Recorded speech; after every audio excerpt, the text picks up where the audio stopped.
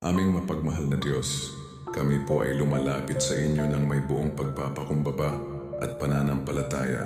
Kayo po ang aming gabay sa bawat araw ng aming pamamasada, sa ilalim man ng matinding sikat ng araw o sa gitna ng ulan at unos. Ipinagdarasal po namin ang aming kaligtasan sa bawat biyahe. Naway ingatan ninyo kami sa anumang kapahamakan sa kalsada at bigyan ng malinaw na isipan at matibay na katawan upang magampanan ang aming hanap buhay. Sa gitna po ng krisis at mga pagsubok na aming kinakaharap araw-araw, bigyan ninyo kami ng lakas ng loob, tiyaga at pag-asa. Naway hindi kami panghinaan ng loob sa kakarampot na kinikita, kundi patuloy na magsikap para sa aming mga pamilya na aming inspirasyon sa bawat pasada. Pagpalain ninyo po ang aming hanap buhay.